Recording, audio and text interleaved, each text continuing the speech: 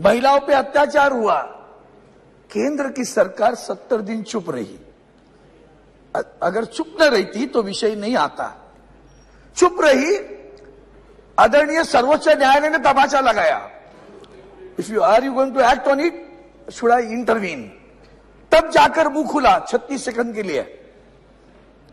ये गुस्सा है, ये बहुत दर्द है, हृदय विदीर्ण है। हम मणिपुर में जाकर आए हैं सर, और ऐसे विषय पर जब हम राजनीतिक बात करते हैं, हमारे पहले भी किसी पूर्वजों ने कहा, महाराष्ट्र की बात मैं भी करूंगा अभी, वो हमें हिंदुत्व सिखा रहे हैं। हम पैदाइशी है, ये हमें हिंदुत्व सिखा रहे।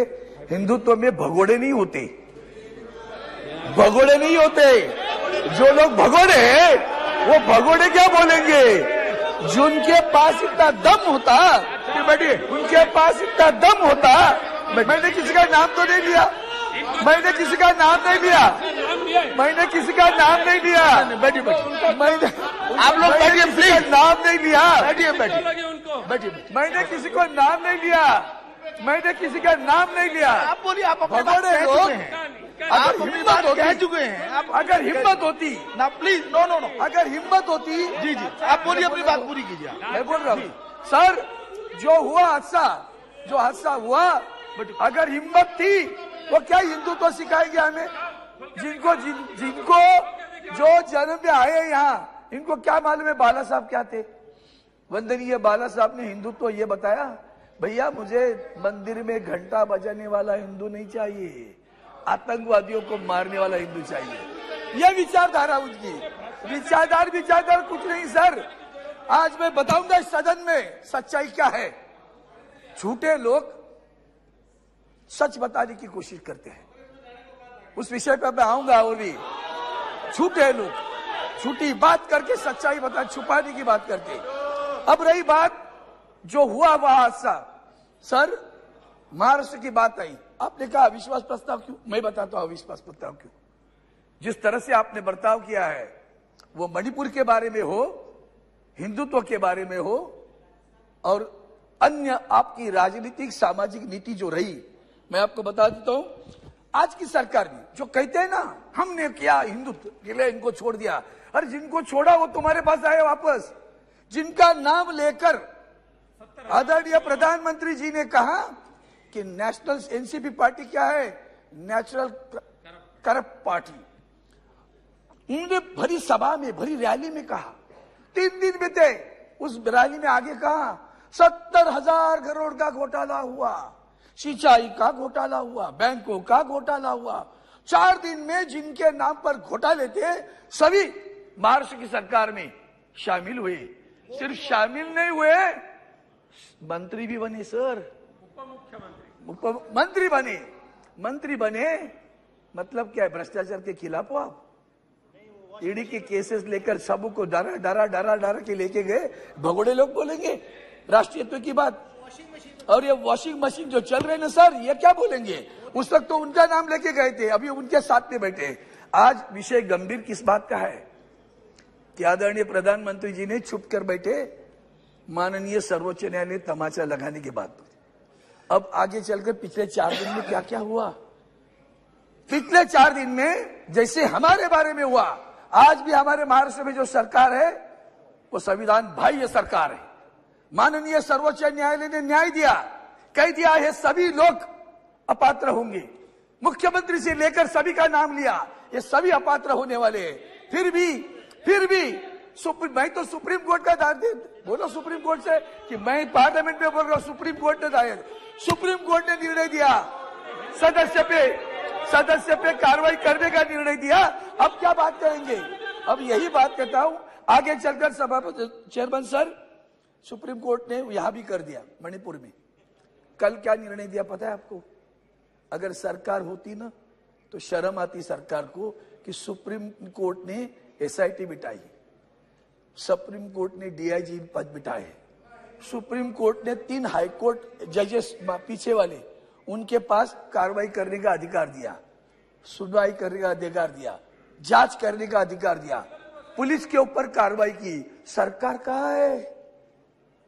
सुप्रीम कोर्ट चला रहा है। मणिपुर की जांच कौन करेगा? सुप्रीम कोर्ट तय कर रहा है। ये तो आपकी सरकार पर तमाचा है। फिर भी नहीं शर्म आती आपको? फिर भी आपको बुरी नहीं लगता? फिर भी बुरा नहीं लगता? पूरी भी बुरा नहीं लगता? अब बात हुई ना, उन्होंने जब बोला मैं एक शब्द भी उतर के बोला नहीं है। क्यों लग रही है मिर्ची? समझ लो क्यों लग रही। अब कोविड की बात आई सर, कोविड के समय में भी मुख्यमंत्री उद्धव जी ठाकरे साहब ने जो काम किया उसकी सराहना वर्ल्ड हेल्थ ऑर्गेनाइजेशन ने की, माननीय नीति आयोग के लोगों ने की, माननीय सर्वोच्च न्यायालय ने की। और कहा ये जो उद्धव ठाकरे जी ने जो पैटर्न लगाया है, धारावाहिक पैटर्न, उसका अमल करो पूरे देश में। इतनी सराहना करने के बाद झूठे इल्जाम लगा, तभी तो तुम भी तो सरकार में थे। जो इल्जाम लगा रहे हैं वो भी तो सरकार में थे। कौन से अधिकार से बोलते हो? कौन से अधिकार से बोलते हो? आप लोग सरकार में शरीक थे, आप मंत्री थे, 2.5 वर्ष आप भी साथ में थे, बोलने का अधिकार बैठा है। इसलिए मैं सभापति महोदय, मैं 2-3 महत्वपूर्ण मुद्दे लगता हूं। प्रधानमंत्री जी का वक्तव्य, सत्यपाल मलिक जी फाड़ रहे पूरी। उन्होंने पुलवामा के बारे में क्या बोला, उन्होंने भ्रष्टाचार के बारे में क्या बोला, और 2-3 मुद्दे और भी। महाराष्ट्र को कितना आपने हैरान किया, क्यों हम विश्वास रखे? महाराष्ट्र का फाइनेंशियल सेंटर आप गुजरात में लिखी गई, महाराष्ट्र का वेदांत फॉक्सकॉन गुजरात में लिखी गई, महाराष्ट्र का एयरबस गुजरात में लिखी गई, महाराष्ट्र का ड्रग पार्क गुजरात में लिखी गई, महाराष्ट्र का पुलिस स्टेशन गुजरात में लिखी गई, महाराष्ट्र का डायमंड सेंटर गुजरात में लिखी गई। महाराष्ट्र के बंदरगाह का विकास 9 वर्ष में महाराष्ट्र का बंदरगाह का विकास नहीं हुआ। महाराष्ट्र के मिल वर्कर्स के बारे में जमीन पर कुछ करना है, कुछ नया प्रोजेक्ट, कुछ नहीं किया। उल्टा जब हमारे पास निसर्ग तख्ते का चक्रवात आया था तो आदरणीय प्रधानमंत्री जी वहां गुजरात में भी आया था, गुजरात में घूमे, उनका हेलीकॉप्टर आगे नहीं आया, पीछे गया वहां से। महाराष्ट्र के ऊपर ध्यान नहीं दिया, इतना सारा इल्जाम लगे।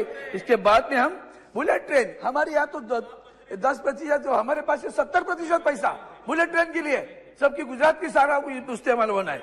सभापति महोदय, महत्वपूर्ण विषय ऐसे है कि इसमें जो चीजें उन्होंने की है, खास करके 1 मिनट आपको बुरा लगना चाहिए था, किसानों का आंदोलन हुआ, 100 से ज्यादा लोग मर गए, बुरा नहीं लगा। आखिर में आदरणीय प्रधानमंत्री जी को कहना पड़ा, क्षमा मांगनी पड़ी, देश की क्षमा मांगता हूं और सारे बिल वापस लेता हूं। मरे कितने लोग, कुछ है उसकी परवाह? मॉनिटाइजेशन किया, कितने लोग मरे, है कुछ? अश्रु ढाया? पुलवामा के लिए अश्रु ढाया? कभी नहीं अश्रु ढाया। यही तो दुख है, यही तो दर्द है। संवेदनाहीन सरकार चला रही है। और इसलिए सभी सभापति महोदय, आज जो काम हो रहा है, या जो खास करके पब्लिक सेक्टर हमारे जो बेचे जा रहे हैं, बेरोजगारी है, महंगाई है, अभी तो सभी ने बोला तो मैं उससे ज्यादा नहीं बोलूंगा। पब्लिक सेक्टर में BSNL कहा गया, इनके ऊपर इल्जाम लगाते लगाते 2 वर्ष बिताए, आज 9 वर्ष हो गए, BSNL डूब रहा है, MTNL डूब रहा है, स्ट्रेटेजिक कंपनी है, कुछ नहीं हो रहा। कहां रोजगार मिला? और गद्दारों को भी बुरा लगता है गद्दार कहने के। महिलाओं पे अत्याचार, पेंशन का विषय। और सभापति महोदय, आखिर में इतना ही चाहता हूं, क्यों हम इकट्ठे आए हैं? हम इंडिया, हमारा इंडिया कहते हो तो बुरा लगता है, आप तो खेलो इंडिया कहते हो, बेचो इंडिया कहते हो। इसलिए इतना ही आखिर में एक वाक्य कहता हूं, नफरत करने वालों के सीने में प्यार भर दो जी। तुम्हारा सोशल मीडिया रोजाना देखो सर, हमारे महाराष्ट्र के हमारे महाराष्ट्र के अध्यक्ष जी गाय काटती हुई बता रहे थे लोगों, गाय का काटी नॉर्थ ईस्ट में, बता रहे का कर्नाटक के चुनाव में। क्या चाहते हो? Thank you. नफरत करने वालों के सीने में प्यार भर दो, हम वो परवाह नहीं है, पत्थर को भी मुंह कर दो, यही हमारा इरादा है। इसलिए हम इकट्ठे आए। जय हिंद, जय।